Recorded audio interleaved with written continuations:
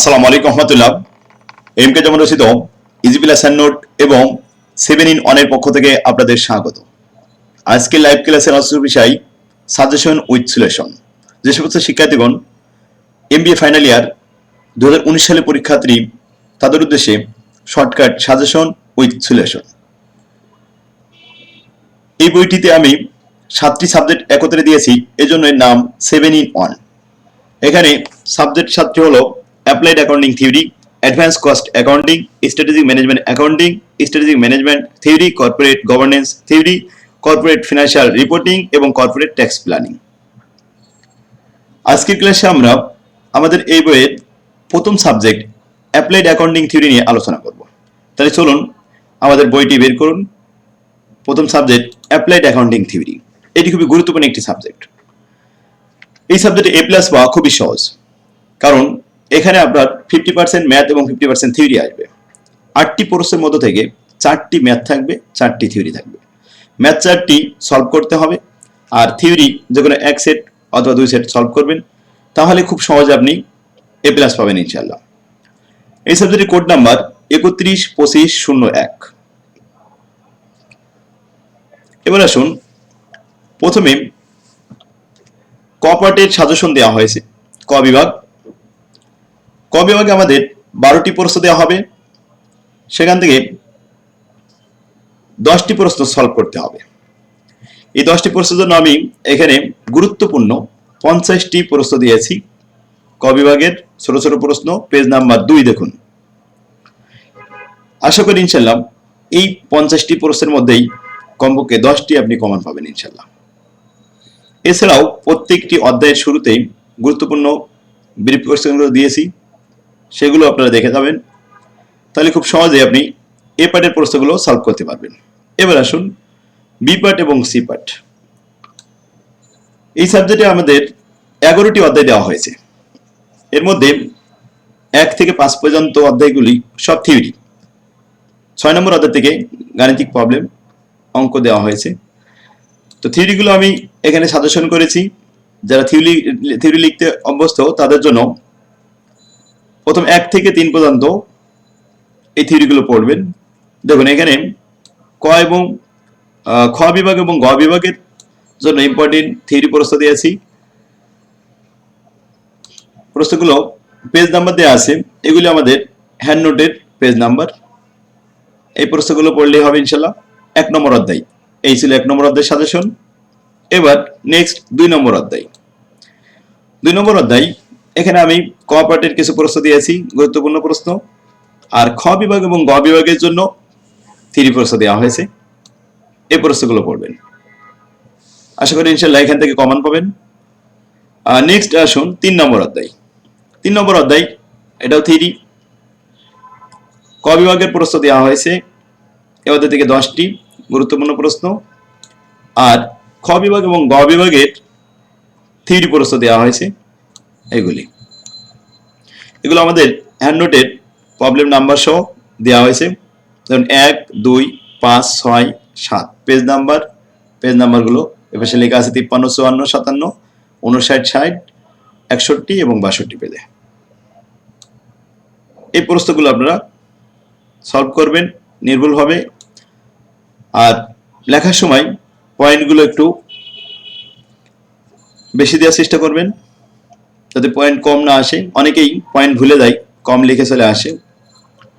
আমার বই আমি ফরম্যাট আকারে খুব সহজভাবে মনে রাখার জন্য ফরম্যাট আকারে আলাদা করে দিয়েছি, এটা পড়বেন, আমার হ্যান্ড নোটটা সংগ্রহ করুন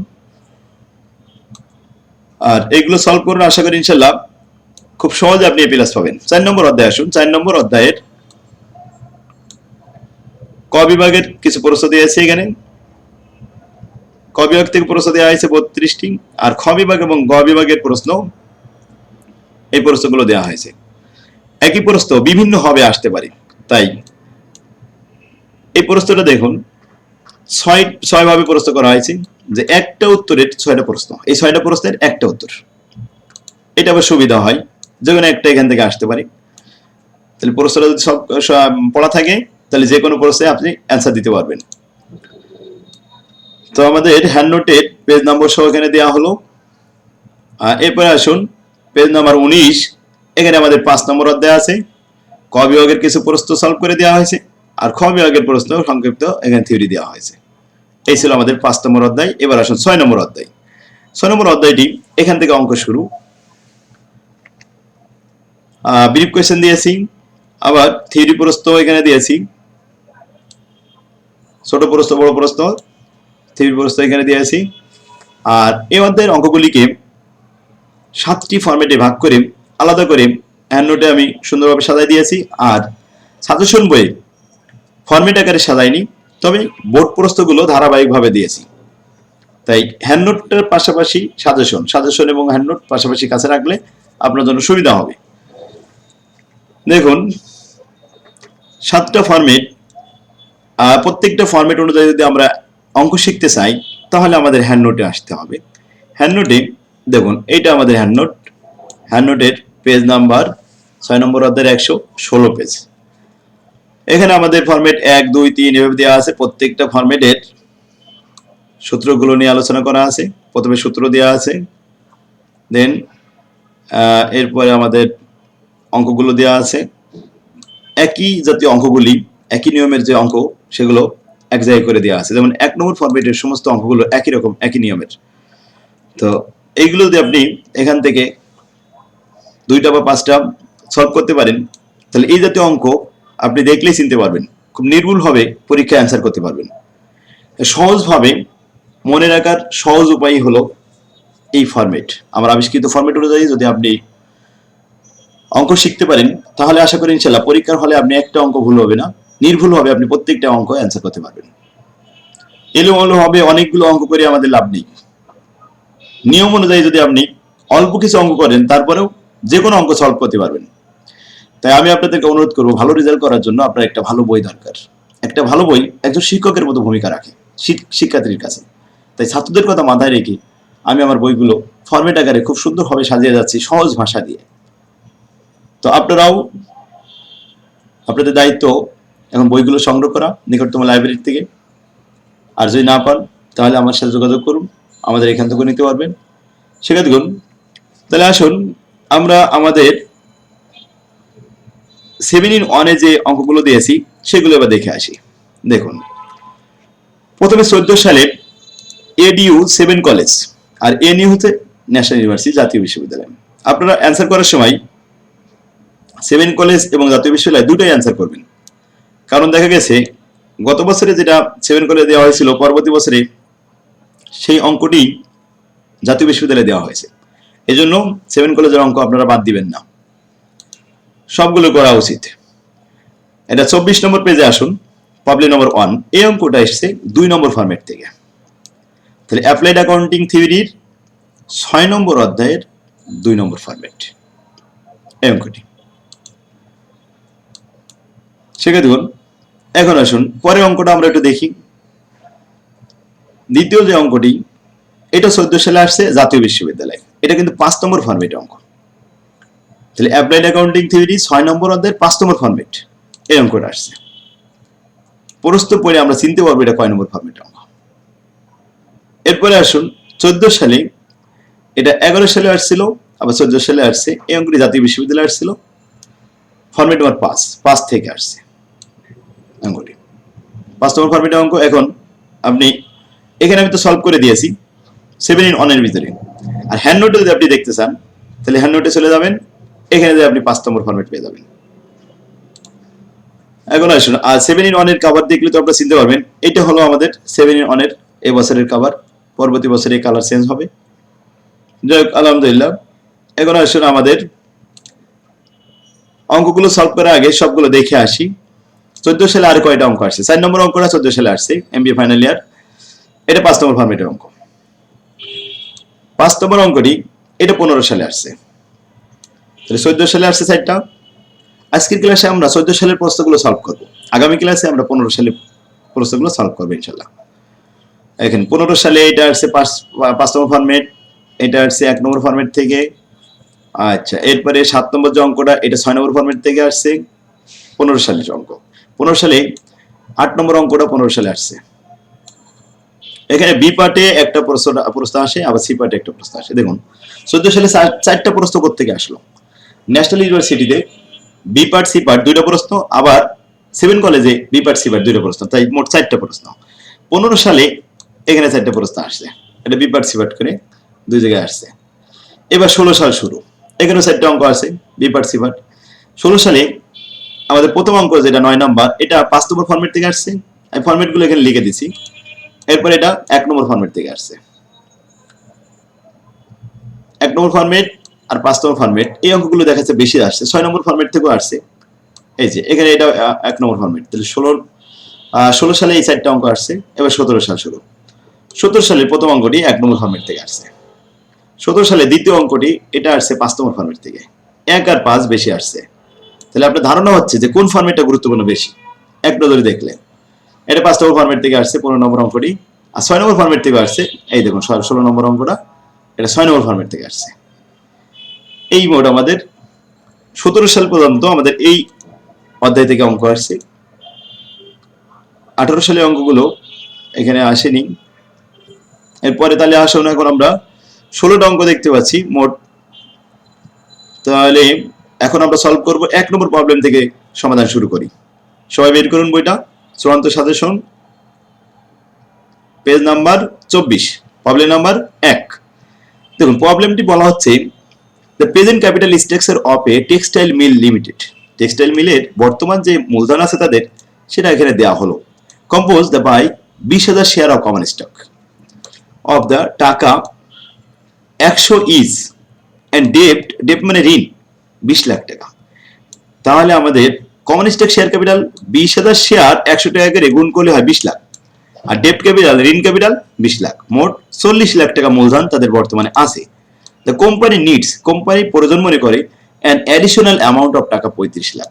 কোম্পানি অতিরিক্ত আরো 35 লাখ টাকা প্রয়োজন মনে করছে। এই 35 লাখ টাকা হলে তাদের ব্যবসা আরো গতিসম্পন্ন হবে। এন্ড দে হ্যাভ, এবং তাদের আছে ফলোইং 3 অল্টারনেটিভ। তাদের এই টাকা ম্যানেজ করার ওয়ে আছে তিনটি অল্টারনেটিভ আছে, যে কোনো অল্টারনেটিভ তারা গ্রহণ করতে পারে। প্রথম অল্টারনেটিভ বলছে 2000 শেয়ার বিক্রি করবে 200 টাকা করে দাম, 4 লাখ টাকা ম্যানেজ হবে। আমাদের 35 লাখের থেকে 4 লাখ টাকা ম্যানেজ হলো শেয়ার বিক্রি করে। And rest of the amount, আরো অবশিষ্ট যে 31 লক্ষ টাকা by preferred stock, preferred share বিক্রি করে সেটা ম্যানেজ করবে। তাহলে প্রথম 1 নম্বর অল্টারনেটিভে আমাদের দুইটা সোর্সে যাওয়ার কথা বলা হচ্ছে, একটা হলো প্রিফারেড শেয়ার, আর একটা হলো common stock share. Common stock শেয়ারের নাম আছে 4টি: ordinary share, equity share, general share, common stock share. এই 4টার বাংলা একটাই সাধারণ শেয়ার, আর প্রিফারেড মানে অগ্রাধিকার শেয়ার, এই একটাই নাম। তাহলে দুইটা সোর্সে যে 1 নম্বর অল্টারনেটিভের 35 লাখ টাকা ম্যানেজ হচ্ছে, এক জায়গায় 4 লাখ আর এক জায়গায় 31 লাখ, মোট কত হলো 35 লাখ। এছাড়া দ্বিতীয় ওয়ে কি আছে, দ্বিতীয় অল্টারনেটিভ বলছে এভাবেও তো ম্যানেজ করা যায়। 400 ডিবেঞ্চার 2000 টাকা দাম, 2000 টাকা করে 400 পিস, কত লাখ হয়? 8 লাখ টাকা। এই 8 লাখ টাকা ঋণ নিতে হবে। ঋণের ইংরেজি শব্দ আছে মোট 5টি: ডেপ্ট, ডিবেঞ্চার, লোন, মর্টগেজ, বন্ড। এগুলো ডেপ্ট, ডিবেঞ্চার, লোন, মর্টগেজ আর বন্ড, এই 5টি নাম, একটাই বাংলা অর্থ ঋণ। তাহলে এখানে আমরা ঋণ নিলাম 8% হারে, কয় টাকা হলো? 4 গুণ 2 4 2 8 লক্ষ টাকা। আচ্ছা 35 লক্ষ টাকার মধ্যে আপনি 8 লক্ষ টাকা ম্যানেজ করলেন, ঋণ করলেন, একটা সোর্সের থেকে 8 লক্ষ ম্যানেজ হলো, সেখানে সুদ দিতে হবে। এন্ড 10 লাখ টাকা প্রিফারেড স্টক, 10 লাখ টাকা অগ্রাধিকার শেয়ারের মাধ্যমে ম্যানেজ করলেন, সেখানে প্রিফারেড ডিভিডেন্ড দিতে হবে 11% হারে। এন্ড তাহলে এখন খেয়াল করেন, এই 10 লাখ আর ওই 18 লাখ, এই 8 লাখ, তাহলে মোট হলো 18 লাখ টাকা।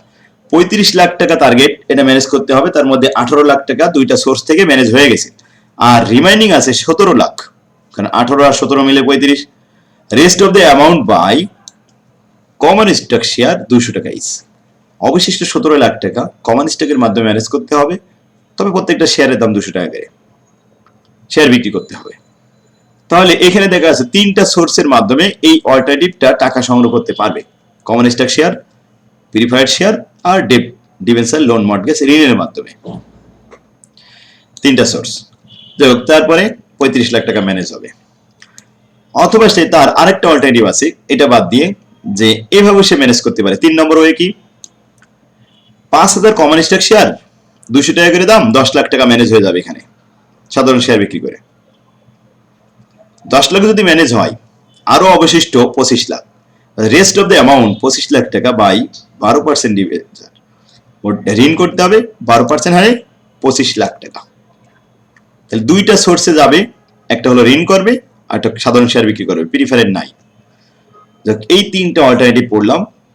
এখন তিনটা অল্টারনেটিভের তিনটা ওয়ার্কিং, এখানে প্রত্যেকটা অঙ্কে তিনটে ওয়ার্কিং করতে হয়, কারণ সোর্স আমাদের তিনটাই ব্যবহার হয় সাধারণত। যখন নাম্বার অফ শেয়ার ব্যবহার হবে, common stock share, ordinary share, equity share, general share, এগুলো সব নাম্বার অফ শেয়ারে যায়, একটা ওয়ার্কিং করতে হবে। তাহলে কয়টা ওয়ার্কিং করতে হবে? তিনটা। ওয়ার্কিং নাম্বার 1, ক্যালকুলেশন আর number of share, old share আর নিউ শেয়ার সব যোগ করে। আচ্ছা, তারপরে 2 নম্বর ওয়ার্কিং হবে ইন্টারেস্ট। 2 নম্বর ওয়ার্কিং কি হবে? ইন্টারেস্ট। এখানে ডেট, ডিবেঞ্চার, লোন, মর্টগেজ আর বন্ড, এগুলো বললে ইন্টারেস্টের এখানে চলে আসতে হবে, ওল্ড ইন্টারেস্ট আর নিউ ইন্টারেস্ট সব মিলায়। তাহলে 1 নম্বর ওয়ার্কিং হলো নাম্বার অফ শেয়ার, কি শেয়ার? অর্ডিনারি শেয়ার, সাধারণ শেয়ার। আর 2 নম্বর ওয়ার্কিং ইন্টারেস্ট অ্যামাউন্ট বের করতে হবে। আর 3 নম্বর ওয়ার্কিং করতে হবে প্রিফারেড শেয়ার, প্রিফারেড ডিভিডেন্ড বের করতে হয়। এখান থেকে প্রিফারেড শেয়ারের একটাই নাম। তো অঙ্কের শুরুতে আমাদের এই তিনটা ওয়ার্কিং কিন্তু করে নিতে হবে। যাই হোক, আমরা অঙ্কটা করব। আমি এখন রিকোয়ারমেন্টটা একটু পড়াইনি। ইপিএস তৈরি করো, রিটার্ন অন ইকুইটি বের করে দেখাও, রিটার্ন অন ইনভেস্টমেন্ট বের করো। এই তিনটা রিকোয়ারমেন্টে অ্যান্সার দিতে পারলে 10 মার্ক হবে আপনার। ক্লিয়ার? এখন আসি, আমি ওয়ার্কিং গুলো করে একটু রিকোয়ারমেন্ট দ্রুত শেখাই দিই। দেখুন, 1 নম্বর অল্টারনেটিভ যখন আমরা দেখলাম, এখানে দুইটা সোর্সে যাওয়ার কথা বলা হচ্ছিল। কি কি? প্রথম বলছে 2000 শেয়ার 200 টাকা করে দাম, সাধারণ শেয়ার বিক্রি করেন 200 টাকা করে, তাহলে 4 লাখ টাকা ম্যানেজ হবে। যখনই সাধারণ শেয়ারের কথা বলবে, সাধারণ শেয়ারের সিনোনিম কয়টা বলেছি? 4টা। কি কি নাম আরেকবার বলি? Ordinary share, equity share, general share আর কমন স্টক শেয়ার। এই 4টা নামের একটাই বাংলা অর্থ সাধারণ শেয়ার। এটার জন্য আমাদেরকে নাম্বার অফ শেয়ার বের করতে 1 নম্বর ওয়ার্কিং এ যেতে হয়। 1 নম্বর ওয়ার্কিং এ। আচ্ছা, তো এখন আসেন, আমরা যে অল্টারনেটিভ গুলো লিখলাম, আমি আরেকটু বোঝাই দিই। এই অল্টারনেটিভ আমাদের কিছু কাজ আছে। প্রথম দেখতে হবে ওল্ড শেয়ার আছে কিনা। হ্যাঁ, ওল্ড শেয়ার ছিল 20,000, এটা ছিল ওল্ড শেয়ার। এই 20,000 অল্টারনেটিভ যেহেতু 1 2 3, তাই আগে লিখে নেব আমরা শুরুতেই। 1 2 3, তিনটে অল্টারনেটিভ। 20,000 কোথায় পেলাম? ওল্ড শেয়ার ছিল।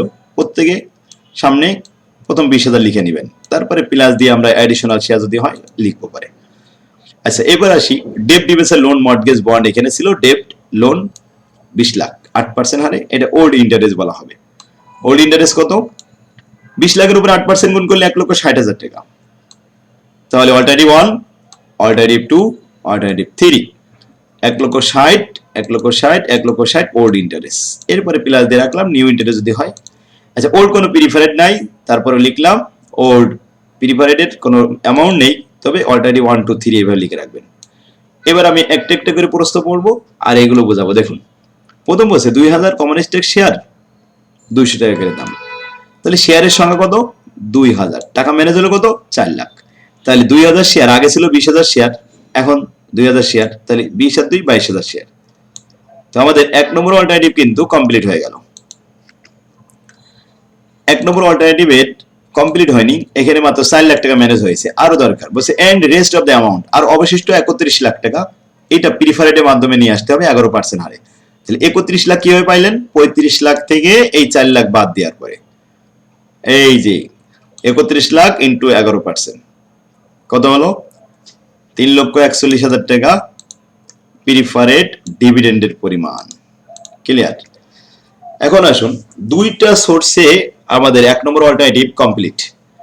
তাহলে আরেকটা সোর্স দিল ইন্টারেস্ট, ওখানে কিন্তু আমরা আর যাইনি, কোনো লোন নেয়নি, তাহলে সেখানে নীল হয়ে যাবে, ইন্টারেস্টটা নতুন করে নীল, কারণ আগে যে ইন্টারেস্ট ছিল তার সাথে এটা যোগ করে দিলাম, ব্যাস। ওকে, তাহলে 1 নম্বর অল্টারনেটিভ শেষ।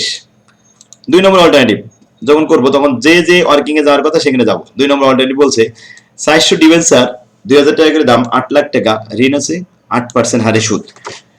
তাহলে ডিবেঞ্চার বললে, ডেট, ডিবেঞ্চার, লোন, মর্টগেজ বললে সবাই ইন্টারেস্টের এখানে আসতে হয় 2 নম্বর ওয়ার্কিং এ। লিখলাম এখানে 8 লাখ টাকার উপরে 8%,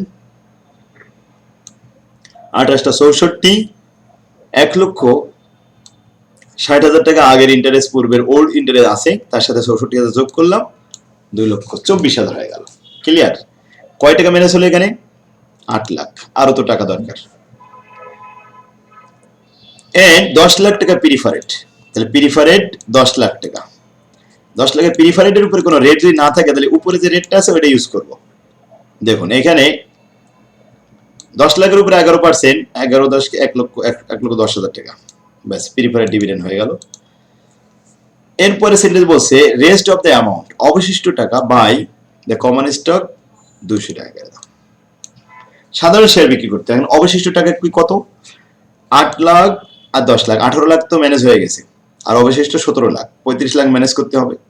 এই 17 লক্ষকে 200 দিয়ে ভাগ করলে 8,500 হবে শেয়ারের সংখ্যা। তাহলে কমন স্টক শেয়ার বললে শেয়ার সংখ্যা 1 নম্বর ওয়ার্কিং এ চলে আসতে হবে। 17 লাখ ভাগ 200, 8,500, আর এদিকে ছিল 20,000, তাহলে 28,500 শেয়ার সংখ্যা। ক্লিয়ার? 2 নম্বর অল্টারনেটিভ কিন্তু আমরা শেষ করলাম ওয়ার্কিং। এরপর 3 নম্বর বলছে 5,000 কমন স্টক শেয়ার, 200 টাকা করে দাম, 10 লাখ টাকা। তাহলে যেহেতু বলেছে কমন স্টক শেয়ার, এটা তো আমাদের সাধারণ শেয়ার এখানে চলে আসতে হবে 1 নম্বর ওয়ার্কিং এ। 5,000 শেয়ার, আগে ছিল 20 আর এই 5, 25 হয়ে গেল। ক্লিয়ার? এখন 5,000 শেয়ারে 10 লাখ টাকা ম্যানেজ হয়েছে, and rest of the amount, আর অবশিষ্ট 25 লাখ ডিবেঞ্চার ঋণ করতে হবে 12% হারে। 2 নম্বর ওয়ার্কিং এ যেতে হবে। অবশিষ্ট 25 লাখের উপরে 12% গুণ করে হয়েছে 3 লাখ। এই 3 লাখ আর আগে ছিল 1,60,000, মোট হলো 4,60,000 টাকা। Clear?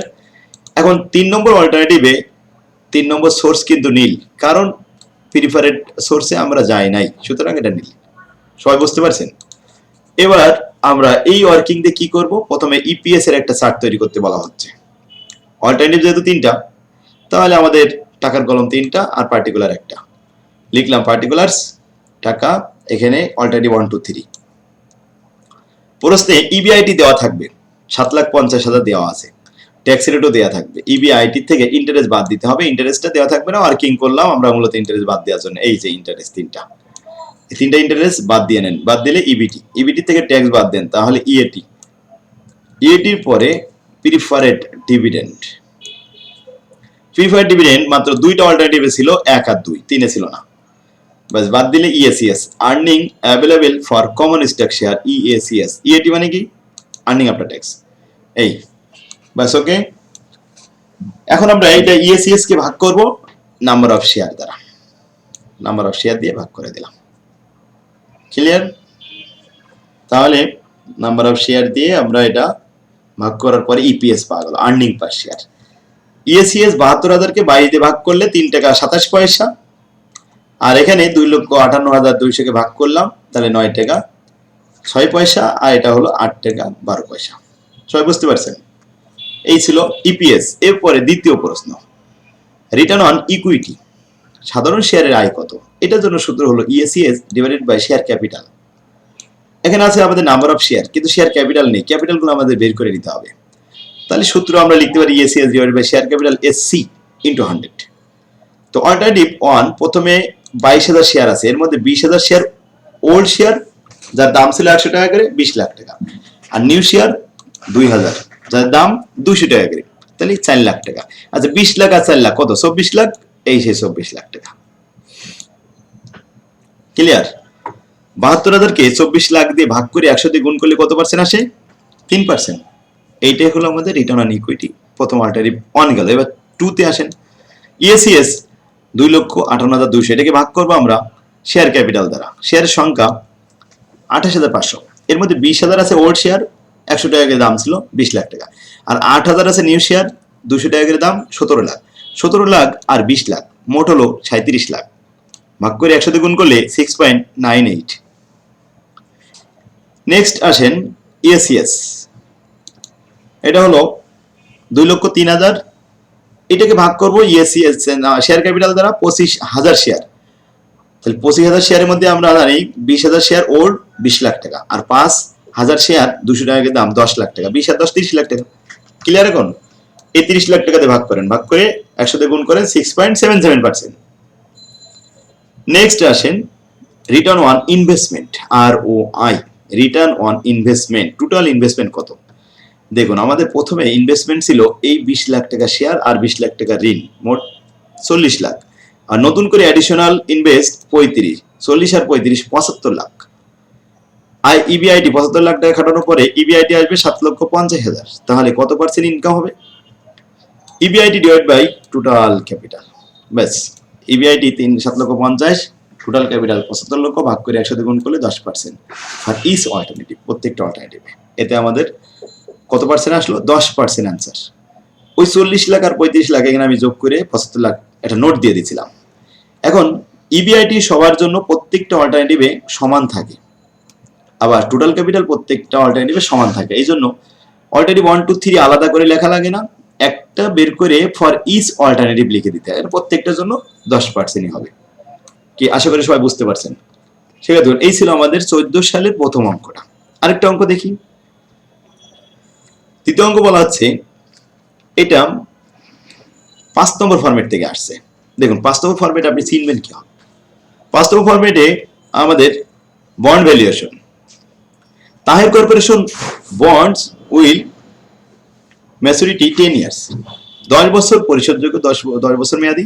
The bond have a face value 1000 টাকা and an 8% coupon rate, coupon মানে সুদের হার 8%, পেইড সেমি অ্যানুয়ালি, বছরে 2 বার পরিশোধ করা হবে। The price of the bond is 1100 টাকা, বর্তমান মার্কেট প্রাইস 1100 টাকা। The bond are callable in 5 years, বন্ডটা কল করা হয়েছে 5 বছর পরে, 5 বছর অতিবাহিত হওয়ার পরে কল করা হয়েছে, কিন্তু মেয়াদ ছিল কত বছর? 10 বছর। 10 বছরের আগেই কল করা হয়েছে। এটা আমার ইল টু কল জিজ্ঞেস করার জন্য এই ফিগারটা আমাদের দরকার হবে। যখন ইল টু কল বের করব তখন ওয়াইটি।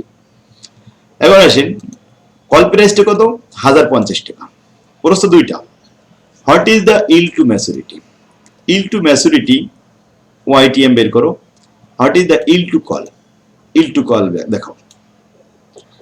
এখন এই 5 নম্বর ফরম্যাটে শুধু কি এই অঙ্ক? হ্যাঁ, 5 নম্বর ফরম্যাট সম্পর্কে আমরা বিস্তারিত জানার জন্য আমাদের এখানে আসতে হবে। দেখুন এই জায়গায় 5 নম্বর ফরম্যাটের অঙ্ক সব বিস্তারিত হ্যান্ডনোটে সুন্দরভাবে এক জায়গায় গুছিয়ে দেওয়া আছে। তাহলে আমরা এখন বোর্ড প্রশ্ন সলভ করি, আর হ্যান্ডনোট থেকে আমরা 5 নম্বর ফরম্যাটের প্রশ্নগুলো দেখে নেবেন। তাহলে নিয়মগুলো দেখে নিলে আর সুবিধা হবে। এখন আসুন, প্রশ্নটা আমরা পড়ে বুঝলাম।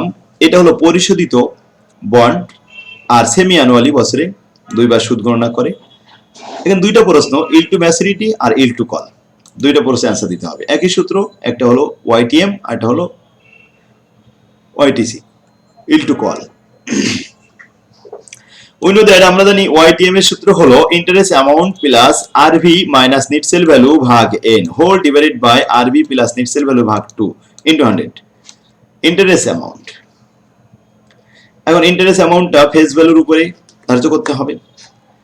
তাহলে ইন্টারেস্ট অ্যামাউন্টটা দেখালাম 1000 এর উপরে 8% কত? 40 টাকা। আচ্ছা, এরপরে বছর 2 বার বলে 2 দিয়ে ভাগ করা হয়েছে।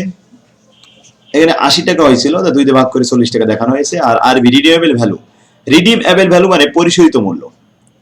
যদি কিছু না বলা থাকে পরিশোধিত মূল্য কত হবে 10 বছর পরে, তাহলে ওটা ফেস ভ্যালু আর আরবি সমান হয়ে যায়। আর যদি বলা থাকে 10 বছর পরে পরিশোধিত মূল্য 10% বৃদ্ধি পাবে, তাহলে এখানে আরবির মান পরিবর্তন হবে। যেমন 1000 উপরে 10% 100 টাকা, তাহলে আরবি তখন হয়ে যাবে 1100 টাকা। যদি বলা থাকতো প্রিমিয়াম হবে তাই। আর সেল ভ্যালু তো দেওয়া আছে, মার্কেট ভ্যালু কত? 1100 টাকা। নেট সেল ভ্যালু এটাই। নাম্বার অফ পিরিয়ড হচ্ছে 10টি, কিন্তু সেমি অ্যানুয়ালি হওয়ার কারণে বছরে 2 বার, অর্থাৎ 10 বছরে 20টি পিরিয়ড। ব্যাস, ক্যালকুলেশন করলাম। এখন হেয়ার থেকে মানগুলো নিয়ে সূত্রে সব পোস্টিং দিন।